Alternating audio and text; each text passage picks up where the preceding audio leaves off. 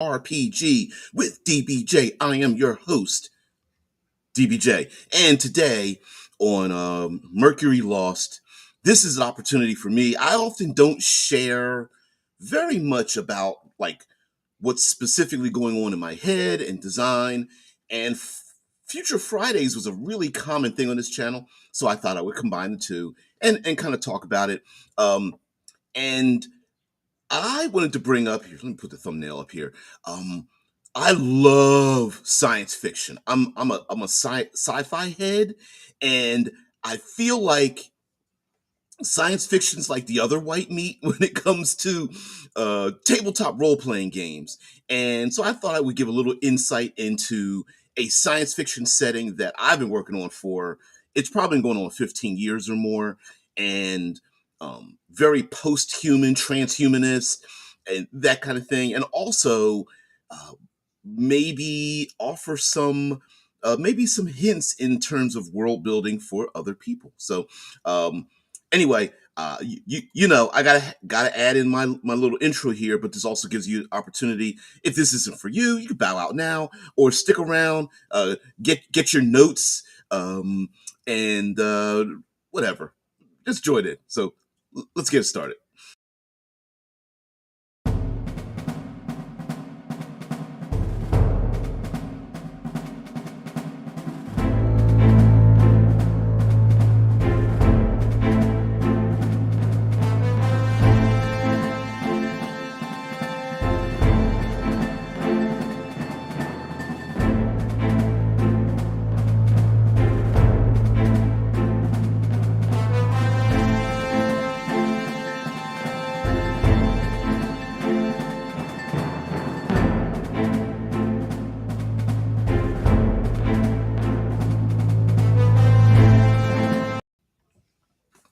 Okay, so science fiction in tabletop role playing games, I've heard from others, is difficult to emulate because not only do the player characters have access to great types of technology, we see these issues come up in television and movies where we know our main characters have access to, you know, cell phones. We've got most human knowledge sitting in our back pockets, not necessarily useful for butt dialing, but for many other things.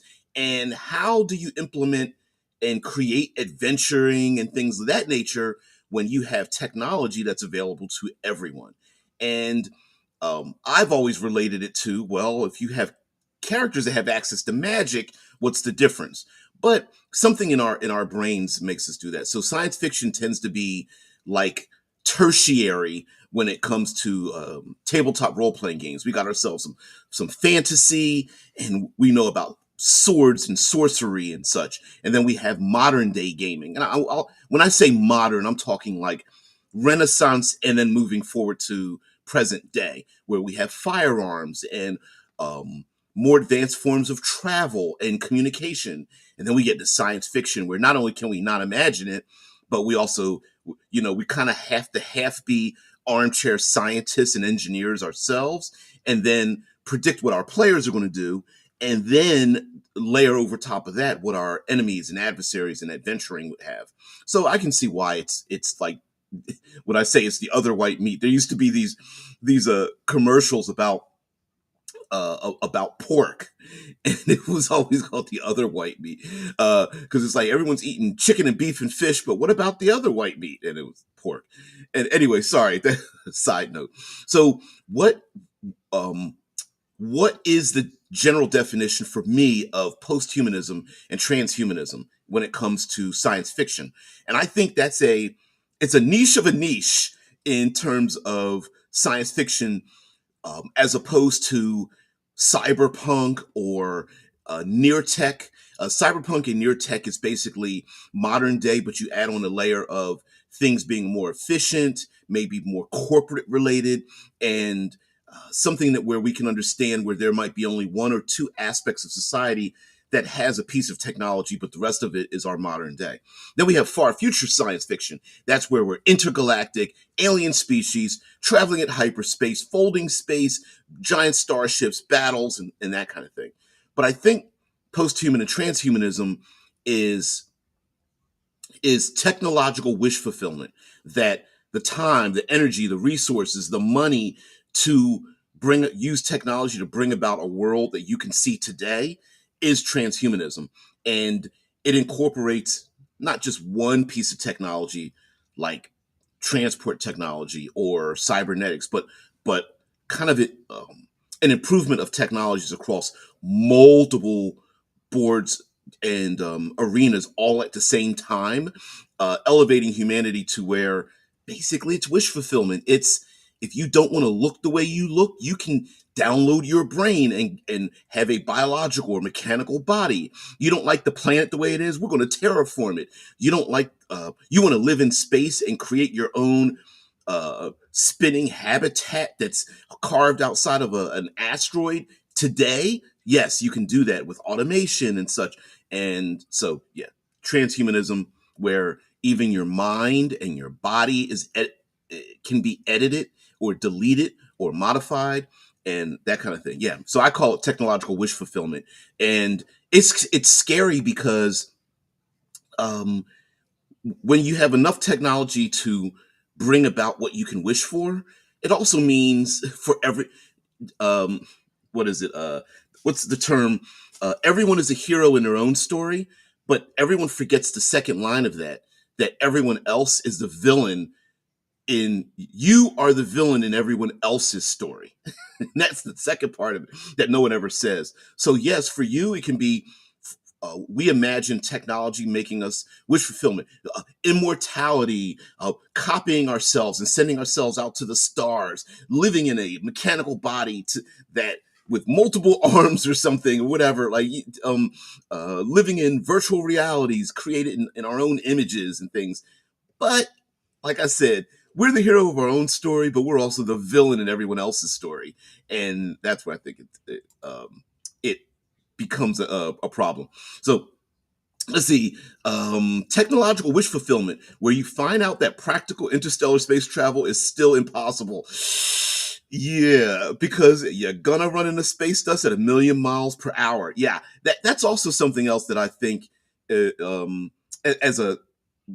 as a conceptual idea, is that when you start thinking of transhumanism and posthumanism, um, it it also bumps up against it. To me, is like explaining modern society to people 300 years ago, that even the concepts we have today become null and void when you have technology that can edit or even delete the issues that we have as issues today. I bring up gender politics. I bring up economic disparity. Um, I bring up what is it? The ability to get things done when you can get them done efficiently and quickly with basically near infinite levels of power and materials. Then when that problem goes away, now what do you have when it comes to housing and that kind of food distribution and stuff? Then how do you operate society when you can press a button and delete an issue that today we go to war over, Oh man. All right. So Drew says, as much as I like transhumanism, the sci-fi settings I create are usually rather dystopian in nature. There is a lay for when it comes to transhumanism and posthumanism. For me, I see okay, how to explain this?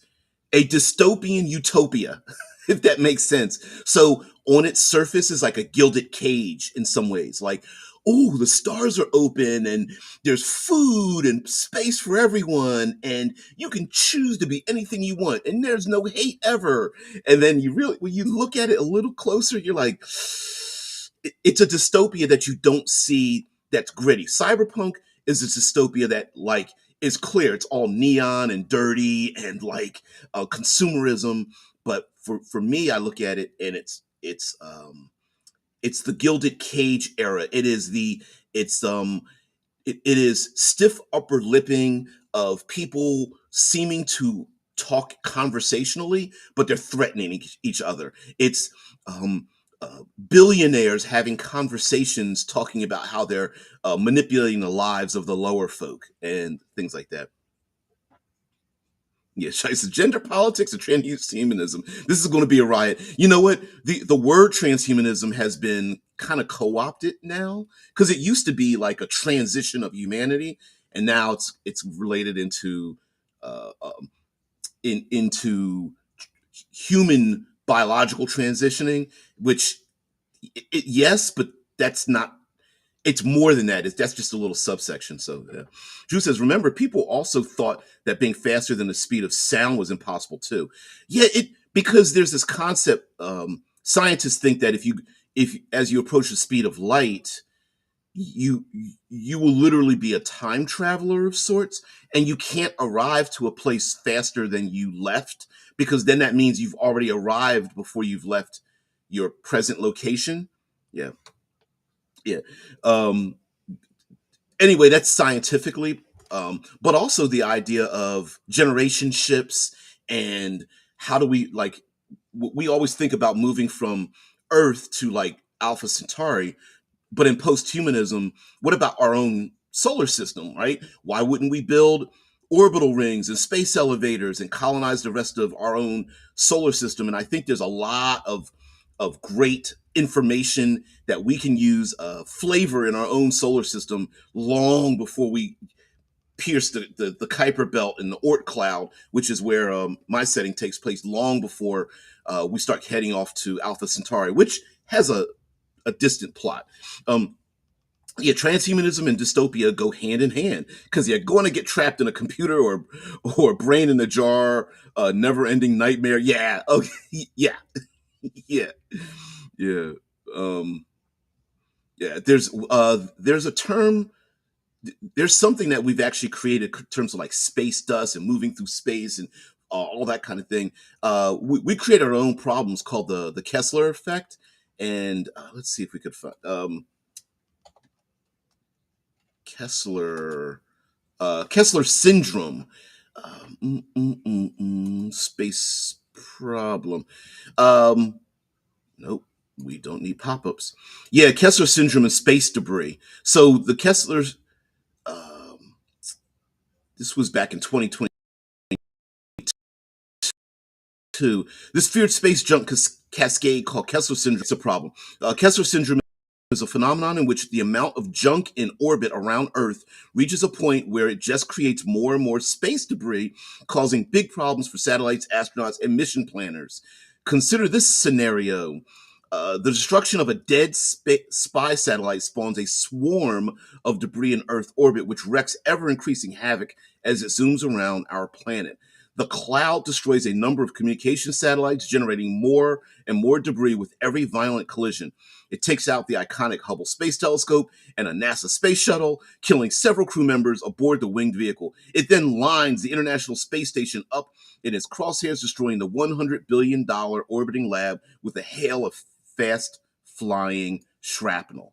And so, yeah, we've even created our own Kessler syndrome, even with our own present day, and it's just getting worse.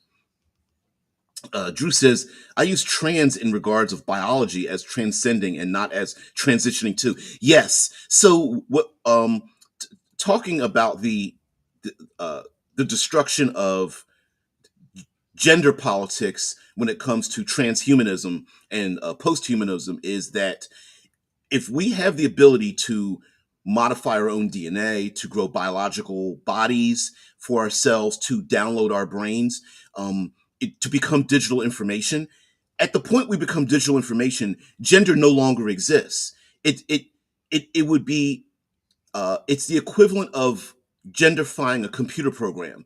So at that point, the choice of your biological body, and especially if you could switch it, both becomes it both means that people could in the future present themselves to the world in any manner they want, and could even adjust it and switch it along the way based on experiences and the groups they want to deal with and the locations they live and the age, the the path of emotional and social travel one goes through where it becomes a non-issue, right?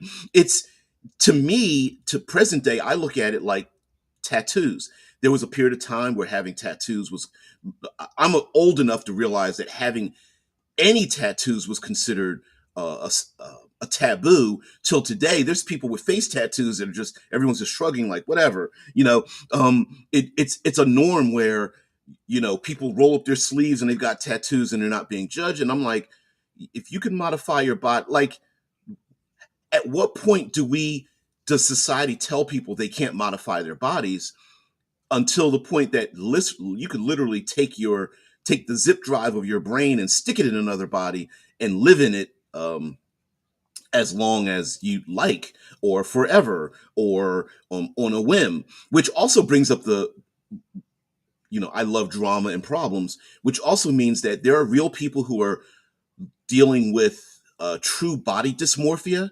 Their brain doesn't match the biological body they're in. And it brings up the idea that those that are suffering that way, and then there's also tourists. Someone like me could go for the weekend.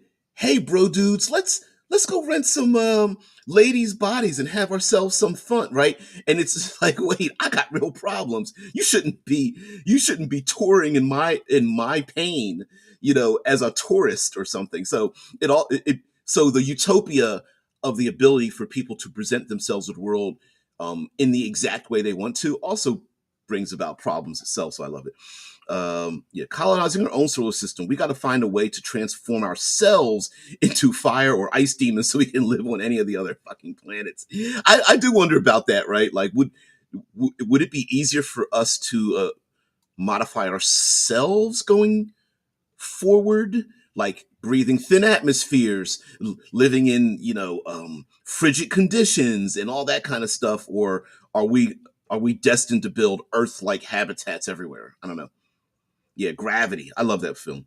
I loved it. I know it plot wise, visually, it's brilliant, but yeah. And Shai says, dude, I mean space dust, microscopic particles that you damn well better not collide with at 1/10 the speed of light, but they're everywhere. It is everywhere. Um, yep. They're going to be, I have a solve for that. Okay. So today, talk about warp fields and magnetic bottles and stuff. So today we're going to start off. I talked about this in general, but we're going to start off at Mercury, the Solaris system, the Helios Prime, basically. And for me, we often think of dystopia and low population, but for me, the trill are the trillions that will live in our solar system when it comes to the future is my setting. That no, it's humanity hasn't wiped itself out. Oh, don't do that. Don't. It's not equal to. Don't.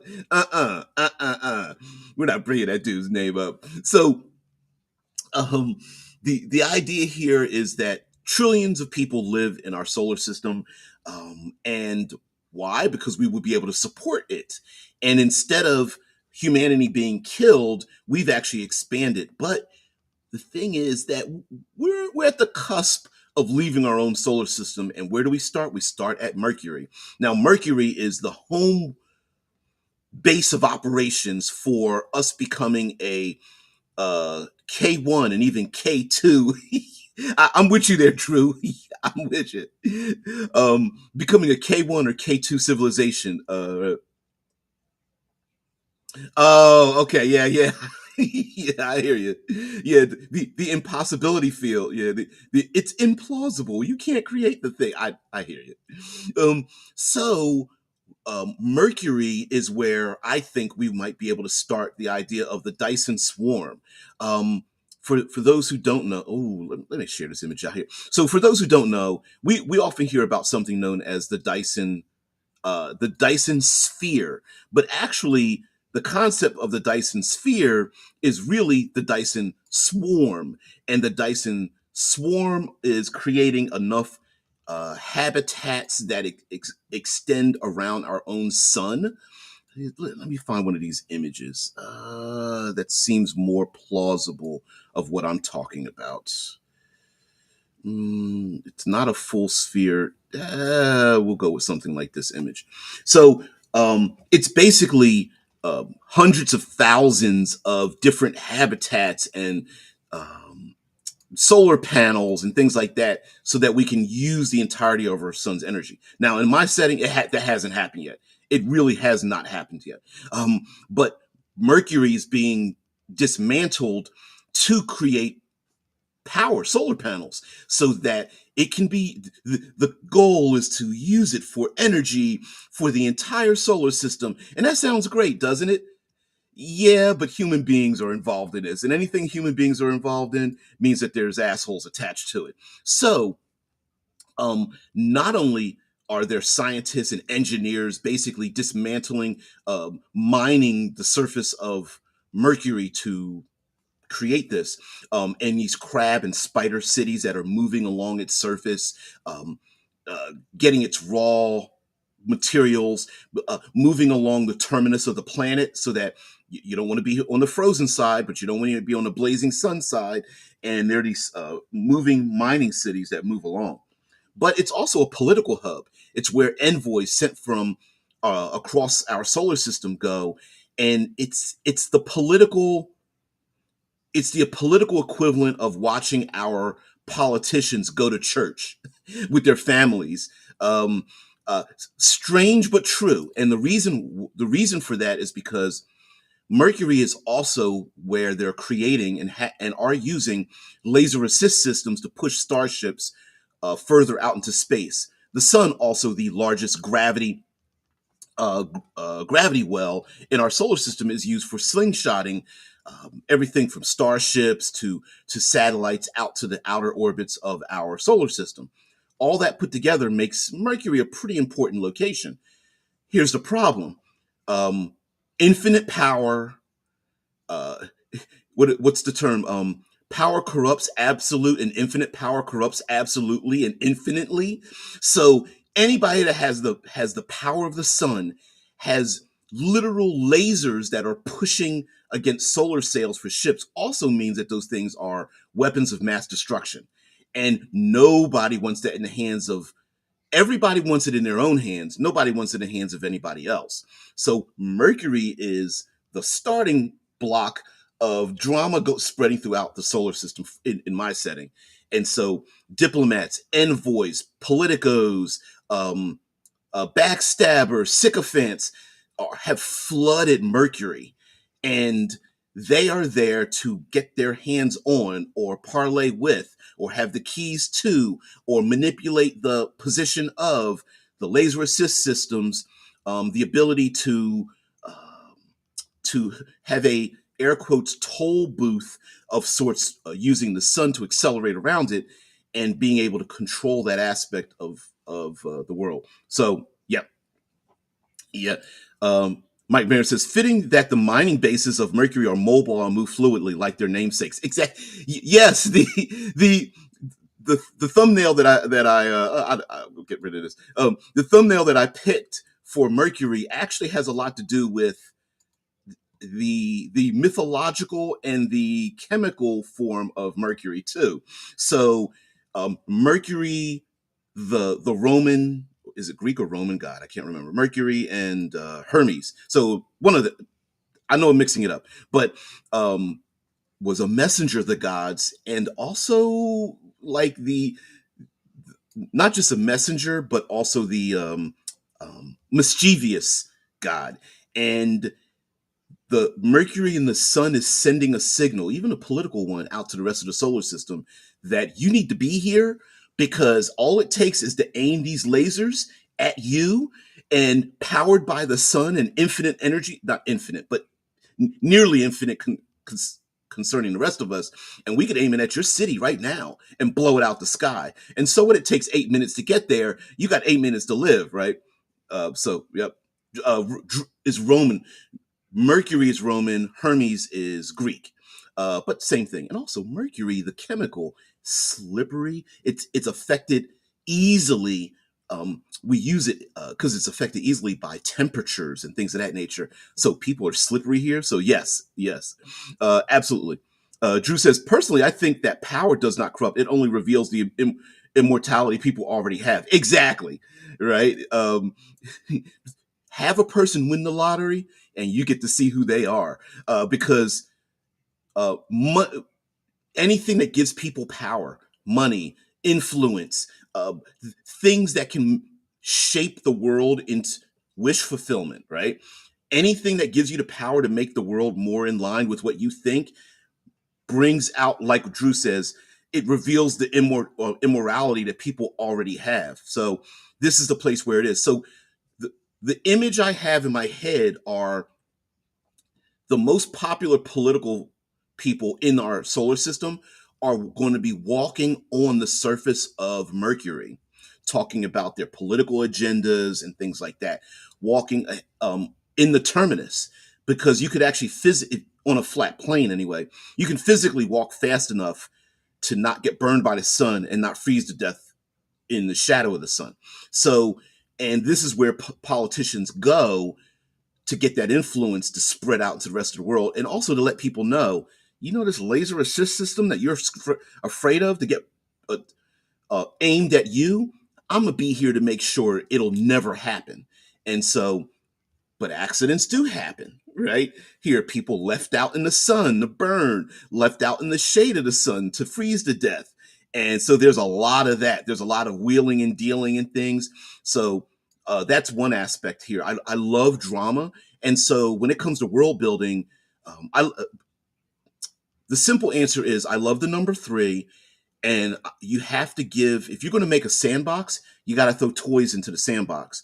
And in this regard, the idea of people smiling in your face with everyone with a knife behind their back on Mercury, an airless planet, in a cities crawling along the landscape and such, is what I have in Mercury. It is a place of dreams and sunlight and smiles, and yet in the shadow of the sun, it's all we need to eliminate that person and kill them and make it look like an accident and all that kind of stuff. Love the number eight. Hey Heathen, Drew said the heathen shows just the moment when we talk about pagan deities.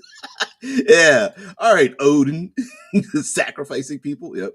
Marco says, I'm reminded of a short story. A man gets left on Mercury's surface. He has to run in the twilight zone to not freeze or burn up, and hopefully get back to the nearest bunker before the sun catches up with him. Exactly right. That's exactly right.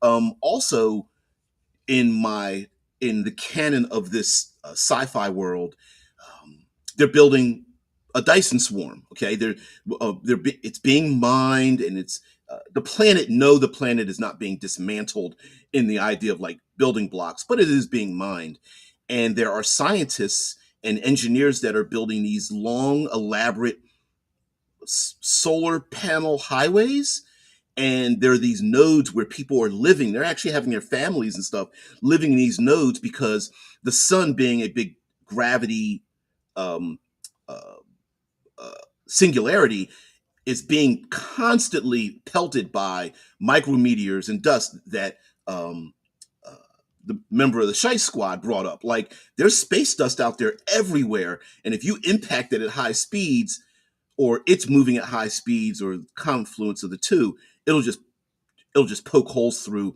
the solar panels. And so there's people who are constantly fixing them and revolving them. And remember, light actually is not just an energy, but it's also a wave and a particle at the same time. So things can move through light. So the solar panels are constantly moving up and down in their orbits and such. So yes.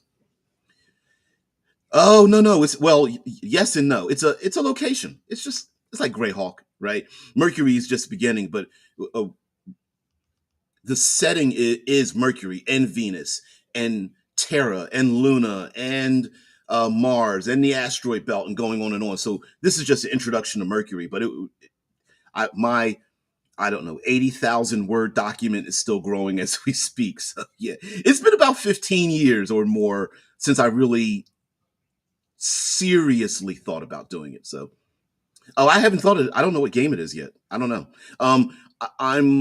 I'm still hunting for a rule set, and I might use the cool name goes here rule set that's being, because I'm one of the um, developers in the game, so I may use that. I'll bring up what cool name means, but in a minute. But for some reason, yeah, yeah. Who getting money on my emotional support ravens? That's sorry. I'm just when you, it's wrong of me, but for some reason I'm just picturing when you said that I'm just picturing these two ravens with like green like military style vests and little badges on them or something walking through an airport or whatever. Uh, Heathen says, which sci-fi world is this, or is it something we are all creating? It's something that I've created, and it is like Mercury. It is constantly in flow, and I thought I would share it with you guys and have you guys pick holes in it. I don't care. I'm all about judgment and stuff. So yeah. Drew says, I have a Mars setting and playing with the deity names. I call it Project Ares. Ooh, it's mostly about the people who went there out of desperation, getting exploited. I love that. I love that. Yeah, because what's going to make humanity go out into space, right?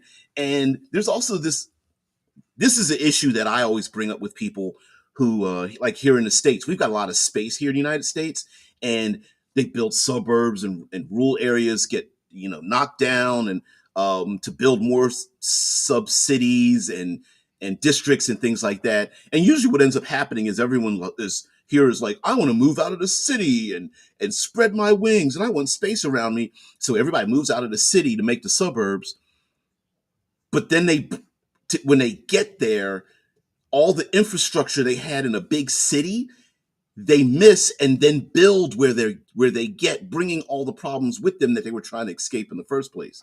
And I wonder if we're going to, in order for us to become a interstellar society, how much of our bullshit are we going to take with us? And I think we'll take a lot.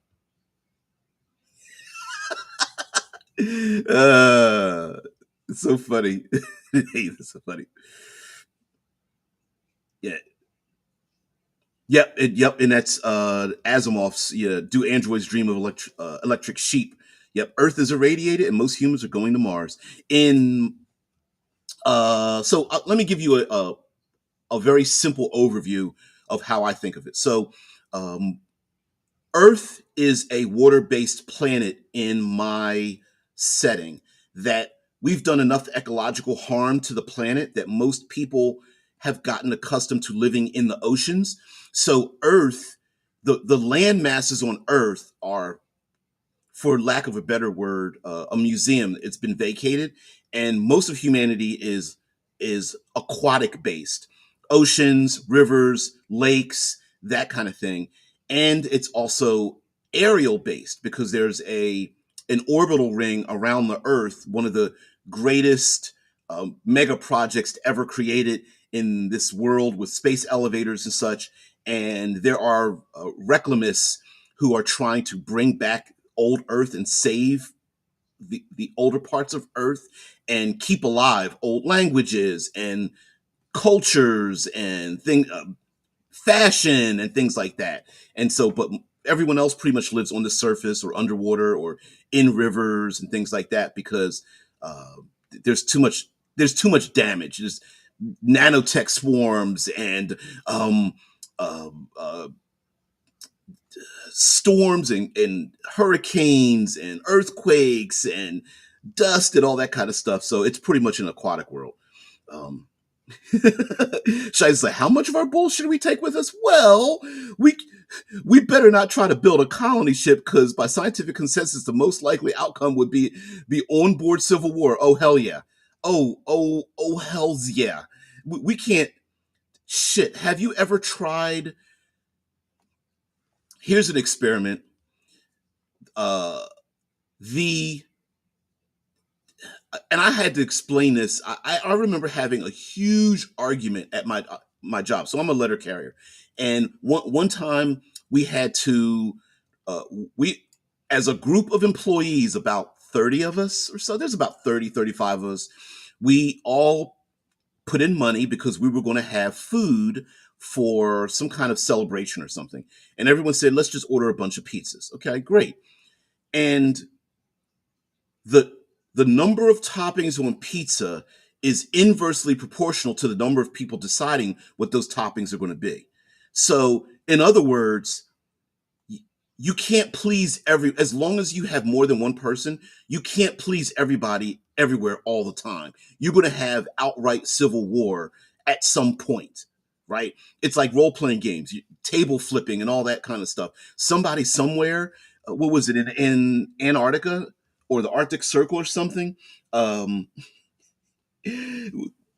it's boring, so they have books, and one person, this is a real life thing, there was a person stationed there who loved telling the other people stationed there the spoilers in the books that they had. And literally there was a murder that happened because this person took pleasure in telling people the end of the book, giving away the spoiler in the end of the book. uh so yeah. Yeah, the more people who agree on a pizza, the less toppings the pizza will have. Oh yeah. Oh, that, yeah, it's a real thing, right? Yeah, yeah, absolutely. That's just a real thing. And the reason why is because the you're going to have the anchovy pizza, anchovy people, and the pepperoni, I mean, pineapple people, and here in the United States, pepperoni, the most popular topping of all. Then you're going to have the people who don't want that, so you got to have the cheese pizza. And then you're going to have the person who's like, well, I can't have cheese pizza because I'm lactose intolerant, I'm gluten free. And this is all the bullshit. Fuck, right? Yeah, yeah, yep. Yeah. Give me pepperoni pizza or give me death. Yeah. Yeah. And see me, I'm a little bit of a pizza snob. Like I like weird bullshit on my pizzas. Maybe not pineapple or anchovies, but I'm a shrimp. I'm a chorizo. I'm a, like, I can put some steak on there. It's just flat dough. So I'm one of those people. TA says implies reliant colony implies reliant and receiving support from a mother country. Once you no longer receive this and instead are feeding that country more than it gives, it is time to graduate and leave the nest. That there is a book series, Red Mars, Red Mars, Green Mars, Blue Mars, that deals with that fact. So, and Drew is going to, I can almost guarantee Drew's probably going to agree with this. Um, Colonization, even the what colonization implies, is a lot different than creating new home worlds, right? So, how connected is someone to the people that they left behind when they move further and further away from that connection? It was how, think about how the United States was settled. Yes, everyone thought that the people from Europe were coming to the United States to get more resources, but it didn't turn out that way, right? It was like, wait a minute, I'm far enough away from home. We could make our own fucking decisions, right? And then you get a civil war, which is essentially what how the United States was formed. And add a little genocide in there too. You gotta have to throw something like that in it. It's wrong, but sure. Yep.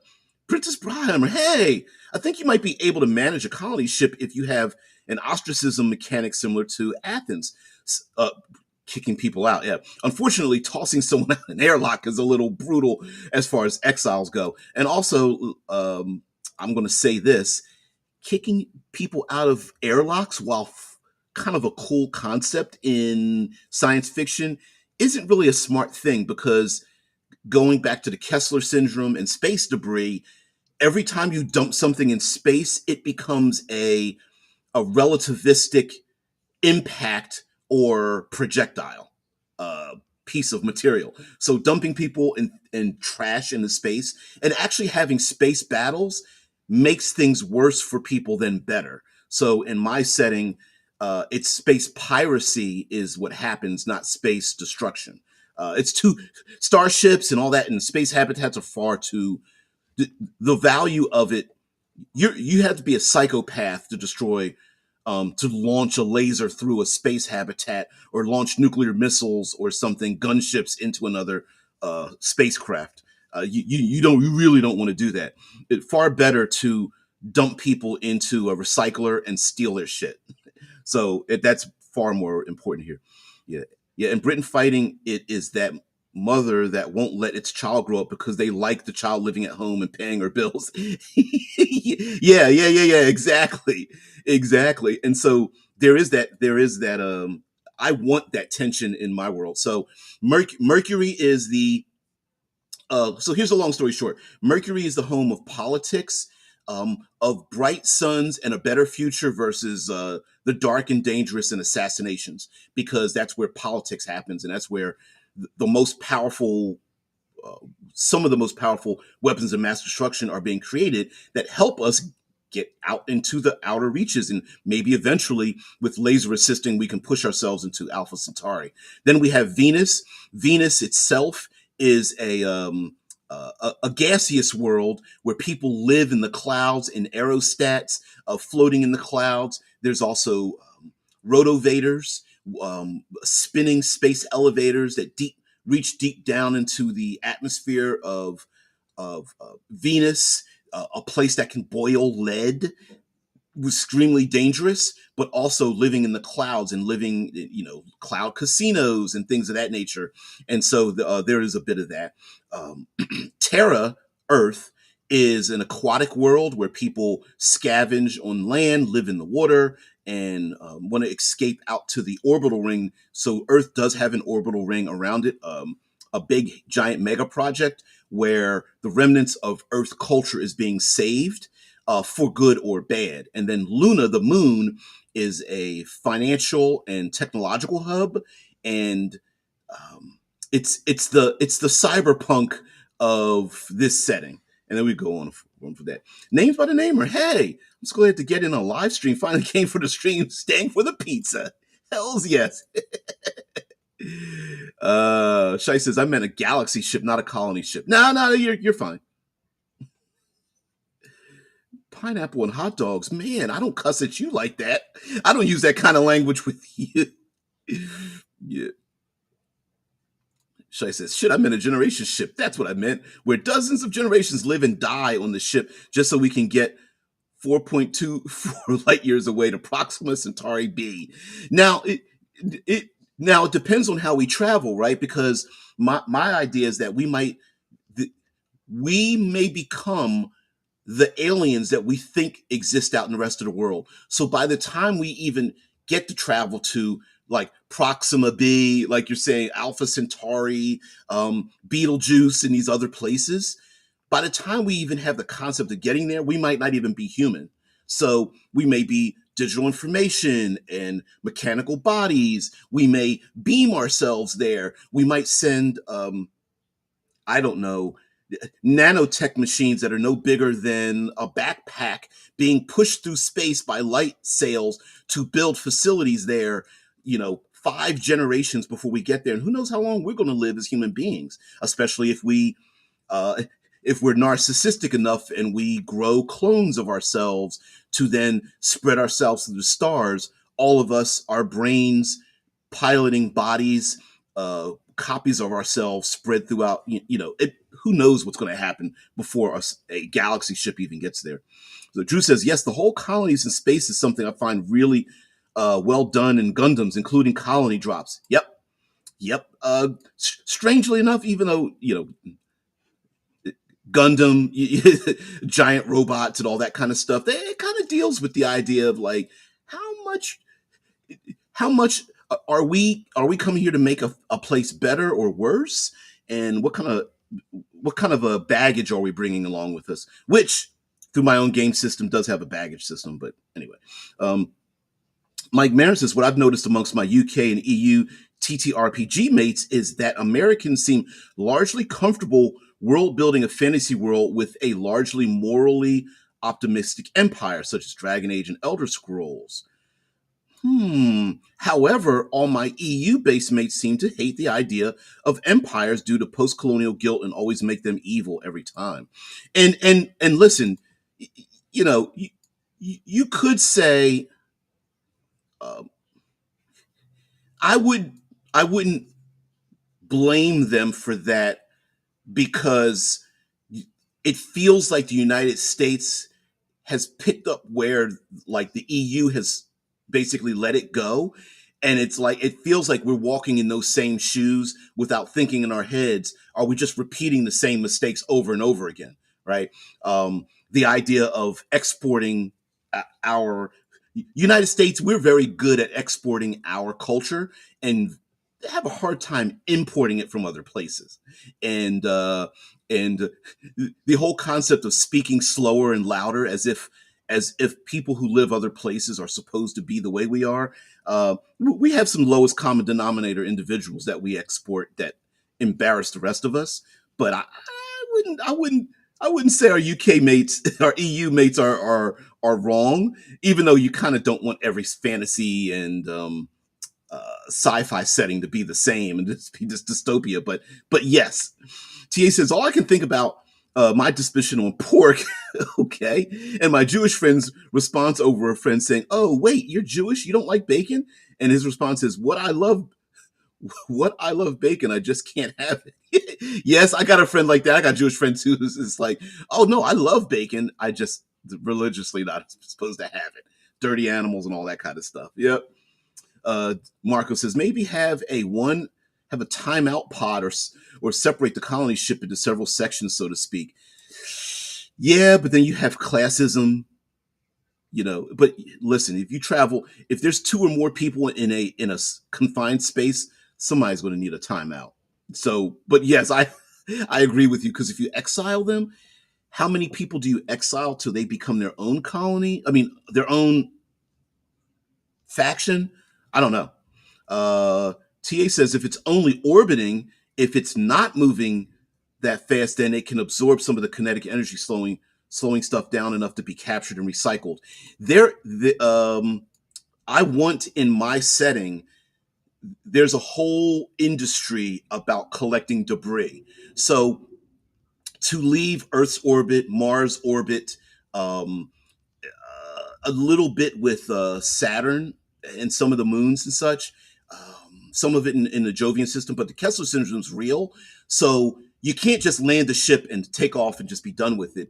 Uh, there are starcraft whose only job is to protect other starships, and basically like a shell to get them in and out of the orbits. And so you can't just leave, and you can't just drop a bomb and leave, right? There's a good chance that you're probably going to get your ship pelted with debris, because they're still trying to collect all the debris. And so while it is a very blue collar, grungy kind of work, it is still being done. And in the future, that might be a thing, but in my world, it's true. One Eyed Heathen says, I'm curious to know what Neptune is like on your universe. A water world? Does it have merfolk? I like merfolk. No, Neptune is a massive gas giant. And Neptune is the home of, much like Neptune spinning on its side, kind of like a ball rolling around its orbit rather than spinning like a top. Its oddity is also where the odd folk of the universe move to. So it is the home of artists and creators and um, were people who demagogues and political and religious activists and meditators and martial artists and um, obsession and things like that. So Neptune, while not necessarily an aquatic world, is a gas giant surrounded by people who don't fit in anywhere else. And it's the god in high school. It's the geeks and goth table. It's the emo table in many ways. Yeah, colony fleet rather than a single ship sounds probably more likely. What hopefully, if we go to other places, would probably be the thing: a fleet of ships, fleet of some kind of spacecraft where maybe, each ship is relegated to supplying services, or it may reduce down to that. Like one ship's for entertainment, another one's for food, another one's for like that may happen naturally, just because people want to be around people that they feel comfortable with, agree with, and stuff. Dragging someone behind the ship in a timeout pod, folded arms and pouting like, this is stupid. Yeah, Gundams are pretty much the only shonen anime I really enjoy. Okay, okay, I love that. Yeah, we gave you enough foot for 20 years in a bucket. Make it work. Enough food for 20 years in a bucket. Ouch. I see you, princess. Yep. When I hear this says I love Cloud Cities. From you guys know, and I'm sure you all know who Isaac Arthur is. YouTube channel Isaac Arthur. Um, um, Speech impediment and all. And while he has a very optimistic look at technology in the future, I draw a lot of inspiration from the physics and scientific realities he brings. And so my world, or my setting of our solar system, is kind of built around that. It's basically, I understand that like altered carbon exists. I understand that like eclipse phase, the role playing game exists. Mine is technologically a little more advanced than eclipse phase, but uh, like I said, there's trillions of people that live in my idea of the solar system. There are plenty of habitats that hold 1 million people or more on their own, and Earth itself is bursting at the seams at probably a good 25 to 40 billion people living in the oceans and such. So, yeah. Tia says if we were to mine the atmosphere of Venus enough to make Mars livable, it would end up making Venus livable too. I haven't gotten in. It hasn't gotten to the point in my world where terraforming is a real thing. Although areas on Mars, there are deep enough craters where they've greened some of the craters where there's oxygen that has settled down enough, or they're creating enough of the atmosphere that rebreathers are good, where you can get the carbon monoxide, dioxide, and filter it out, and the nitrogen and stuff. Because actually, nitrogen is actually more important than oxygen. We really can't breathe pure oxygen. We're actually more nitrogen people. So uh, the importation of nitrogen to have plants and all that kind of stuff is really important. But yeah, there's a little bit of that, and Venus. It, it, this is a side note. Uh, Venus probably smells horrible because of the sulfur in its atmosphere, and that kind of is what Venus is like in my world. So I'm taking the physics of it, the actual mechanisms of the worlds, and reframing them into the drama. So while it looks beautiful and you have aero cities, it does stink. And so the idea that it looks beautiful, but there's a stench involved in the societies that live in Venus. So these cities literally float through, like on purpose, drift around. And so there is, like in eclipse phase, there is sky piracy, and there's also a mining industry that if for very dangerous production, you can then get great rewards from it, even though you're either going to die or whatever. But yeah, there's a lot of reward from that. Let's see what you guys have to say. Yeah, the current estimate is that it will take us 6,000 years to go 4.24 light years with current foreseeable technology. We may get a little faster, but we may never. Current day physics tells us we're probably not going to reach faster than light speeds. We may get close to it, like 1%, 1/10, 1/10 of 1% or something like that. But yeah, because the only problem you'd run into on Venus is this sulfuric acid in the atmosphere. Yeah, and um, my my rationale for getting rid of the sulfuric acid is that the terraforming of Venus is actually aeroforming. So there are layers where some are very acidic and some are not, and so they are currently aeroforming the planet, where some gaseous chemicals will settle and rise, and so there's a safe zone on Venus. And if you rise too high, it's dangerous. You go too low, it's dangerous. So that's my get around for that. So it is some sulfuric and sulfur. If you smell sulfur, it smells horrible, right? So yeah, name by the namer is directed panspermia is probably the easiest, although not the sexiest though. I mean, let's be honest. While we love satellites and we love to send out our biological material to other worlds, we're pretty arrogant. We kind of want to put our own feet on other worlds. So the panspermia idea, while makes the most sense, you know, sending a black box of earthly materials to another place to for it to grow to become something else left with our knowledge and all that kind of stuff. Yeah, but I think we're a little too arrogant for that. I think we, in our own lifetime, want to put on a suit, travel to Alpha Centauri, and then get out of the ship and step on that other place in our own suit. Maybe uh, if we could beam our own brains, like hard drives or something, and then get there and be put into like a mechanical or biological body, I think that might be a good substitute. But I don't know. I don't know. TA says, "Yep, they have talked about using nukes to melt the ice on the polar caps to thicken the atmosphere, though you need a magnetosphere to protect it so the sun does not just blow it away." Yeah, there's a lot when it comes to using nukes um, for space travel. I mean, space already has radiation in it.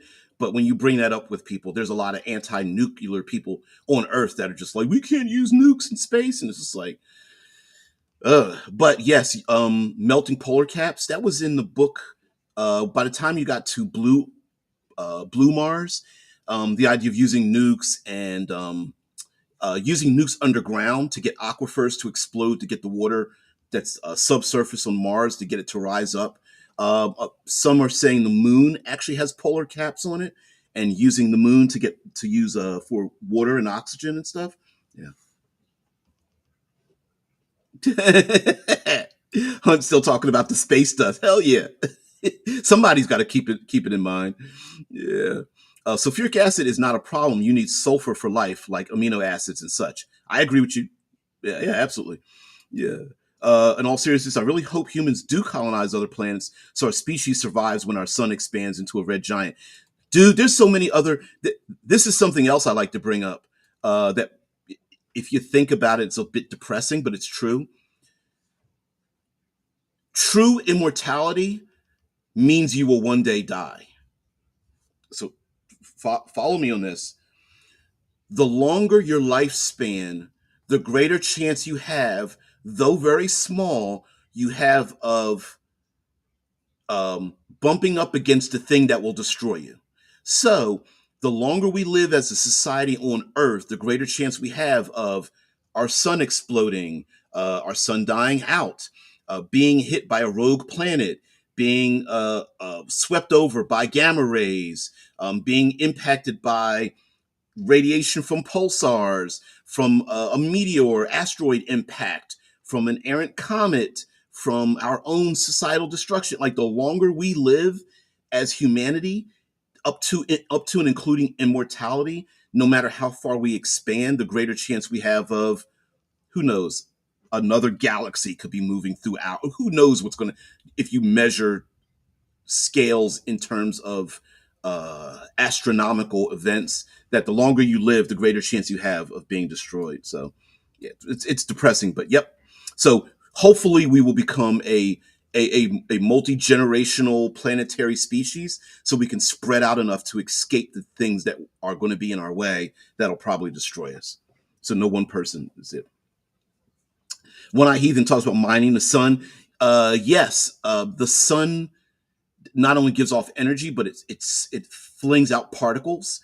And being able to mine the sun, because it's its own fusion reactor, is a thing that we could do. I think even in technology we have today, kind of probably using magnetics or something. But yeah. what people don't get is that acid and alkalines are electrophilic states. So acid has a strong polar charge that can be used in batteries too, which is why, is that why batteries are acidic? I would say if we started mining the sun, we could extend its life quite a long time, though. Yeah, Isaac Arthur has plenty of videos talking about um, uh, harvesting suns, getting them to live longer, dumping material into them, iron suns. He talks about all that kind of stuff. You just made space, Australia. Yeah. Yep. But how am I supposed to do sick mic drops if I can't drop a bomb and leave? Yeah. Yep. Heathen says it orbits backwards. Is that Neptune that orbits backwards? Spins backwards or something? Yeah. Heathen says, "Oh, I'm digging your idea of Neptune, a planet of weirdos. I'm down for it. Yep, Neptune is my speed." Yeah, yeah, it's a planet of weirdos. Uranus is the planet of the the joke, of course, when you talk about Uranus and Uranus and all whatever. We get the joke, but even the people who live there in my setting get the joke, including the AG, the AIGs, the artificial general intelligences that live in chandelier cities because the interior planet's so cold that for the processing. But anyway, long story short is the people that live there get in on a joke, and it is kind of the ass end of our own solar system before you uh, so it is literally a gas station giant that leads people from going to the outer system, like the Kuiper Belt and the Oort cloud, or coming back into the system from those areas and stuff like that. So, yeah. TA says all of the tech for flight and orbits and such are useless without replicator level manufacturing tech. That's why I always say warp drives should only be worried about after making replicator tech possible. Replicate. 3D printing replicator style tech is kind of in the world. It's a lot more restrictive. Like you can't say Earl Grey hot. You can't produce volatile chemicals and radiation. Like you can't just print a sandwich. You can't do that. You can print the cheese and the bread and then make a sandwich, but you can't say Earl Grey hot and get you can get the liquids and materials and stuff, but you have to put it together. Yep. Yep. But yeah, but you would need that kind of technology because you can't take you can't take it all with you. So how the hell do you create more things? So I think it would be a lot of scavenging too, where you would recycling. You'd have to recycle to um, particles to then use that for printing technology to get new parts and things like that. But yeah, absolutely. Named by the neighbor says, "I wonder how Uranus smells." You mean my anus? Hold on, let me check. Hold on. Ooh, here, you smell. Venus smells horrible. I am writing that down in my lyric book right now. TA says, "What about those space clouds of alcohol?" Oh, there's a there's a scientifically accurate theory that it rains diamonds on Neptune. That the carbon, it's so cold that the carbon in the atmosphere goes from a gas to a solid without the liquid form, and it rains diamonds on the planet, and then it kind of like it breaks apart and comes back to. That's really crazy. I love it. An insult DBJ's universe would go like roses are red, violets are blue, Venus smells awful, but not as bad as you. La la la la la. You live in Uranus. Wait, that's weird. You can't live in your own anus. You have to live in someone else's anus. One thing I've suggested, since it lines up, is that space is like a Newtonian fluid. The faster you try to push through it, the harder and denser it gets. So, if we were to figure out how to vibrate space to cause what Newtonian fluids encounter, called liquefaction, then moving faster than light may be possible. Oh, liquefaction, like oh, like Voidian supercavitation, where you move time space out of your way so you can slip into the empty space in it, and you do that ahead of a starship or something. I could see that. Um, Strange, but I can see it. Oh, you guys are so silly. As far as for the person who I suspect could break that rule of speed of light, if anyone is, would be Jeremiah Popov. Join the Technicians. I don't know that reference. Oh, go ahead and plug it. Yeah, yeah, yeah, yeah, yeah. So I wrote a song about the whole subject we're discussing. Can I plug it here? Of course. You've been able to. I don't. You can plug whatever you want. Starwind Rising. Ooh. Ooh. Yeah, we get to the end here. Oh, you guys keep talking. Trying to catch up. Um, Gotta get ready for bed. Yeah, you go ahead and do that. Having figured out a passive way to reverse thermal entropy, I'm pretty optimistic that we will solve speed of light barrier issues. You know what? It might, also the speed of light issue might just be a psychological one. I mean, if we live long enough, does it matter that we're not traveling at the speed of light? It could be a societal, yes, it'll take 6,000 years to travel, but if we're fine with living 6,000 years, then what's the problem, right? I mean, it may take us longer to do a thing, but if time isn't an issue, then all we have left is energy and resources. And then in that way, we may want to take 6,000 years to do a thing, because by the time we get there, we'll be that much better at arriving when we do a thing to be better at doing the next thing, if that makes sense. I don't know. Drew says, I don't think we will still be, I don't think we will be still humans when the sun goes nova, and we probably will become many different species when we expand into the galaxy, since the various planets will affect our evolution. I think even space, separating ourselves, we might evolutionarily become different, where we won't even be able to breed back together again. We may not even be humans by that point anyway. So yeah, I'm very with you, and that's the concept in my head, that we may, the setting that I'm dreaming of is that to leave our solar system, it may require us leaving behind our humanity, in whatever that form, what you consider being human means, to do a thing. So yeah. The artificial intelligent general entities, yes, the AG, or I guess it could be a hard G, but I like the soft G. Zamar, hey Z, what's going on? Yep, AG. I call him A, let's spell it with AGI, but I guess it's AIGE. I guess it'd be a thing. Yeah. This setting sounds perfect for the games I just picked up. Death in Space. Yeah. Let me know about that game, by the way. Death in Space. Oh yeah, there's a school, space clouds of alcohol. You live in Uranus would be a way of telling someone they have their head up their ass. Yes, very much so. Um, uh, all of the AGIs that live in my world have a joke where all their names are three words, either any combination of the word on, off, and on, in three sections. So they're like, they have, their name might be off on off, or uh, off on off, or something like that. So those are their names and such. It's basically a zero or a one in three sections for their first name and last name.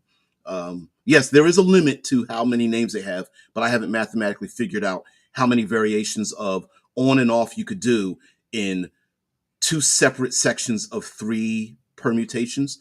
Like on, you'd have to have an on, and then go from there. On off, and then on off, and then on off, and then on off, and then you get the complications like on off, and then whatever, on and on and on.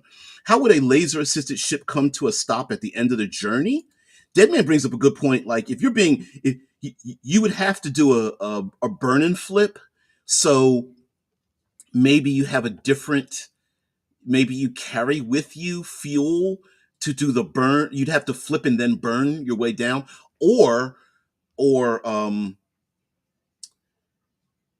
you'd have to send out explorers to first put a laser a laser braking system wherever you need to go, which might take the longest amount of time. But once you set it up, you can make a laser highway. So the laser pushes you halfway, you flip, and then the laser reduces your speed on your downturn. But yeah, I could see that. I could some combination. Ram scoops. You get laser pushed forward on the halfway point. You turn back around and you start scooping. You do a void matter magnetic absorption of materials to burn, like a bussard ramjet, but you use it for deceleration, maybe? I don't know. Nuclear deceleration, nuclear bombs. You start detonating nuclear bombs and below you, in front of you to reduce your speed, maybe? You'd have to carry a lot of mass with you, though, with fuel, but liquefaction is something we see when an earthquake happens and a beach will become like quicksand and everything sinks into it. Yep, yep. But could you do that with time and space? Don't forget to plug your Discord. I keep forgetting that. Keep forgetting because I can't join it all the time. Join the Technicians is a YouTube channel, and their probably most popular video is the magic wand build that basically creates a 120,000 volt DC unit that can generate ionic wind sparks to set fire. I did not know that. Join the Technicians. I'm gonna look that up. I've never heard of that. Since I don't have much time, love with your hand and stay off Uranus. It's not safe or sanitary. Trust me. Love with your hand, stay off. You may not be able to touch others' anuses, but you can have your own anus. Marx has always imagined that by the time the first colony fleet arrives at a new place, it'll already have been caught up to by another fleet that was equipped with faster technology. That is the issue with faster than light travel, right? It's like you leave first with slower travel, and then yeah. I love the AI names. Yeah, I wanted to have a little bit of a jokey. You got to have some fun. It can't all be depressing. By the time we colonize space, yeah, we won't be Homo sapien, and we'll have branches in our evolution when we separate by planets. And who's to say we won't manufacture a different evolutionary strain of humanity? Whether it's um, thin air breathing people who live on Mars might have a different genetic makeup. Once we breed people who breed true to the next generation, like I might modify myself, but my kids could progenitors could then grow to live, breathe, zero gravity, longer limbs, all that kind of stuff. Yeah. Laser support solar sail can't stop and crashes you into the damn planet, but not before colliding with a fuck ton of space dust along the way. You and your space dust. You remind me of that person in the background raising their hand with common sense while everybody else has their head in the clouds. Drew says that sounds like too few names. It'd probably be only 64 permutations. Hmm. Hmm. Probably gonna have to add some numbers to that to really expand those permutations. But I've heard of that theory too, Z. Zamora says, "Don't colonize planets, create habitats, more protected, more specialized, far safer." That yeah, It's actually better for us to build a place because we can expand it. A purposeful built place is safer than trying to colonize a planet. Considering that actually most planets probably won't be like Earth; they'll all be moons and gas giants and things like that. Deadman says Uranus is the planet on its side, not Neptune. Are you sure? Well, of course you can sure. You can look it up. Um, Solar sail can't stop. The next Sambergot song. Yeah, the ones Isaac Arthur talks about are stellar laser highways where each star you are going to has its own laser it is emitting. You can then flip and move to encounter it on the way to slow you down. Yeah, exactly. Laser highways, basically. But I kept thinking, like, if you've got a laser highway, don't you then have sun powered lasers you could aim at other people? Drew says it's basically the same permutation numbers that the I Ching has. I know I got that from somewhere. Yep. Exactly. Of course, there aren't supposed to be that many AI anyway, but yeah.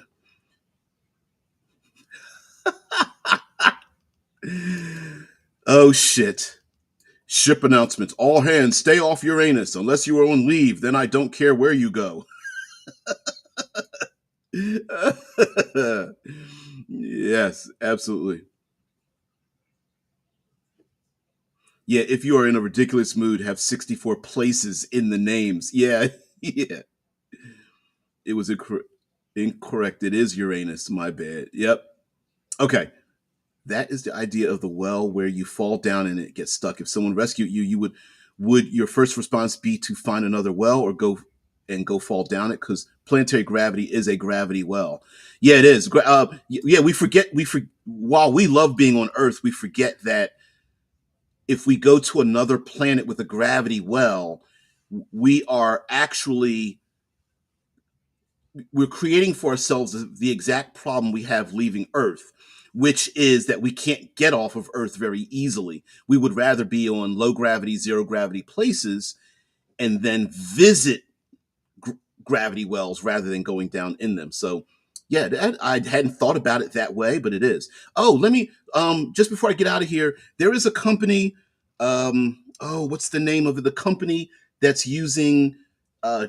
They are using no fuel to get to the outer atmosphere. Let's see, spin tech launch, uh, spin launch technology. There's got to be. Where is it? Spin launch. There. Here we go. Okay, let me. I gotta say shit. Shit. Here we go. Get rid of this. Put this up here. Bum, bum, bum, bum, bum, bum, bum, bum, bum, bum, bum. Okay. There we go. And let me see if I can find the website for this. I'll put it up here. Spin launch. Let's see if we get this image here. I know my head's in the way. Sorry. Spin launch is using a vacuum spinner um, to launch unmanned objects into space, and it is a. Let's see if we can go to. Let's go to CNBC and see if we could find this website. Alternative rocket builder spin launch completes first test flight. And spin launch. Where is there? Let me share this. There we go.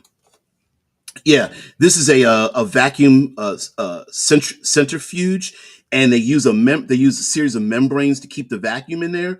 They spin it. They start off slow. They spin it at hyper speeds, and they launch a needle pointed carbon fiber um, rocket into space. And let's see. This is an image of the carbon fiber body, and they put things into it. They can't launch humans, at least not yet. And this is an image of the rocket with some bands on it, and this is an arm, so it's looked at like from the side as it spins around before it gets launched off. So pretty cool technology. Okay. Anyway, Spin Technology shared this back instead. Mm-mm. And we're about to get out of here. Do, do, do.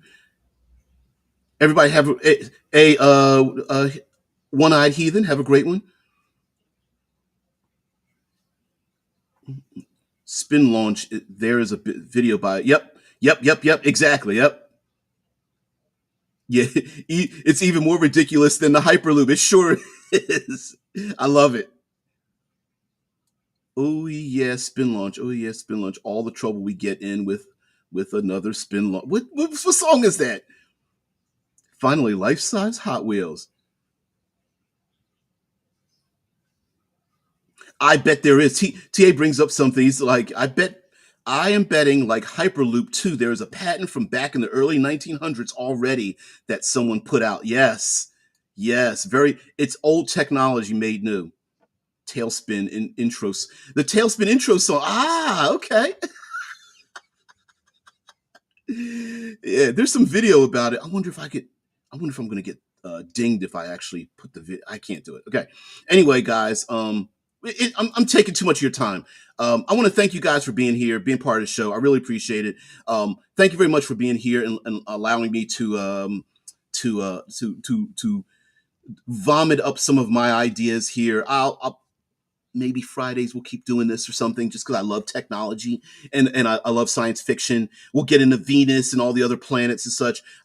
Saturn is a is like a the rings of Saturn are like the diamond ring of the universe. The big Jove is a big criminal. It is its own solar system of sorts, of its own criminality. Um, anyway, it goes on. It gets a little bit kind of crazy. So, and then I'll talk about some of the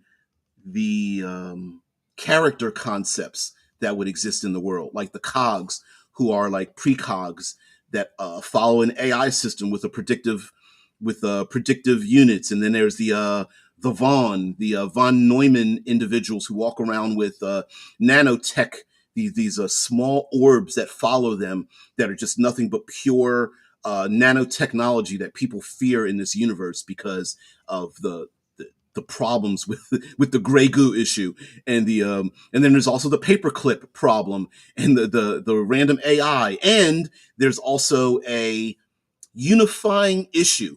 You always have to have some post-apocalyptic unifying event that has happened called the signal, and the signal was sent from way out in the Oort cloud, maybe by colonists, maybe by explorers. We don't know, but that signal has swept through the maybe up to 10 to 15 years ago, has swept through our own solar system, um, sending digital information and shutting down every electronic device ever created in the entire solar system.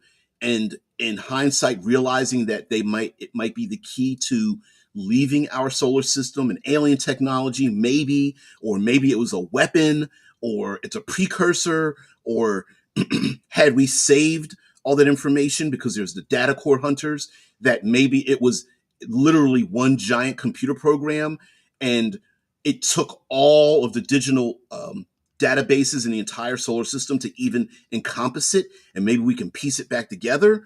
There's something like that. So there's a big story that way. Anyway, guys, have a great one. I want to thank you guys for being here. Let me get back into the last bit of the chat. And name by the namer. Hey. Oh, no, no, no. Thank you for being here. I really appreciate it. And what's Hunt got to say? Happy ending, beginning of your next arbitrary segment of infinity. See you next time.